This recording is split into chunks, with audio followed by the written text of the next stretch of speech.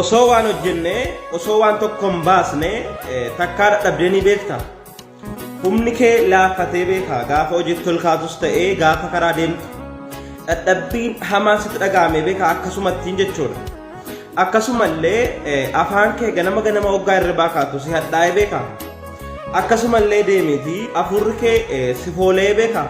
Foolii badaa kenneetiin beeka. Akkasuma fedhii nyaataa si dadhabsiisee beeka. Akkasuma garaacha kee keessa yeroo hedduu si ciniin fedhii nyaataa hin qabdu. Wantoonni akka isarratti argame beeka. Yeroo yerootti ammoo ija kee si daalacheessa bifa keellootti diddeebisa. Jismii kan kee kana turee yeroo yerootti ija kee akkasuma fuula kee irratti akka bifa keellootti kan jijjiiran wanni akkana si qunnamee beeka. Yoo wanni kun si qunnamee beekee furmaata isaa hammasiif immoo deema. Aga dhuma qophii sagantaa kiyyaatti nafaana turii viidiyoo kana kompleek share godhe. Yeroo hedduu namoonni viidiyoon dheeressanaan jedhu haga danda'ame tokko gaggabaabseen irra furmaata isaatii fi akkamitti ofirraa ittisuu dandeenya kan jedhu. Namoonni wanti amma isiniif tarreesse qabdan tiruu keessan irratti rakkoon argameetii jira jechuudha. Tiruun karaa 3-4 takkiin nama qabuu danda'a. Wanni kun dhukkubni tiruu wal xaxaallee ta'uu gosoonni agarsiisan mallattoonni agarsiisan hedduu wal fakkaata. Tokkoffaan tiruun keenya yoo summaa'e mallattoon ammasiif ni agarsiisa. Ammas lammaffaa tiruun keenya vaayirasii tiruutiin yoo tuqame mallattoo kana agarsiisa. Tiruun keenya karaa garaagaraatiin yoo kulkulee mallattoo kana agarsiisa.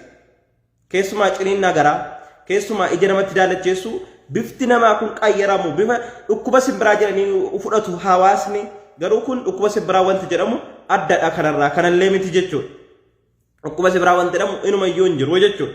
Kanaaf wanni kun sirratti argama yoo ta'e maal akka gochuu qabdu maaltummaa waan kana fidaa. Dhibeen tiruu yeroo hedduu wal qunnamtii isaarraa daangaa hin qabne isparmiin kan kee dhaqee isparmii nama dhibee tiruu kana yoo wal tuqe yoo wal qunnamtii isaarraa gootutti sitti darbuu danda'a.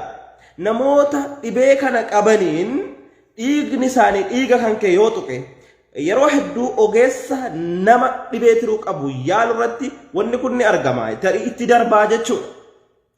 Akkasumallee namoota dhibee tiruu kana qabaniin ancufa walii takkii wal tuttuquu dhabuu dhiisuudha jechuudha. Akkasuma karaa hedduun darbuu danda'a. Keessumaa ammoo karaan ittiin nutti dhufuu danda'an alkoolii heddumminaan dhuguu, qorichoota ogeessa fayyaatiin ala fayyadamu. Ogeessa fayyaatiin ala qorichoota waa biraatiif oolan ati ammoo mana kee keessatti yoo fayyadamte. Akkasuma namoonni sigaaraa aarsan hatattamaan baay'inaan takkiin immoo heddummeessanii yoo aarsan dhibee kanaaf saaxilamuuf carra qabeessa isaan. Tiruun kun yeroo si madaa'utti yeroo dhibee summii kanaan tuqamtutti mallattoo nama siimii agarsiisa. Keessumaa ija si daalacheessa, si dadhabsiisa, fincaan kee si gurraachata, usuun hojjenne fedhii nyaataa si dhabsiisa, afurri kee si ajaa'a. Wantoonni akkasii kun dhibee tiruu vaayirasii tiruuti jechuudha.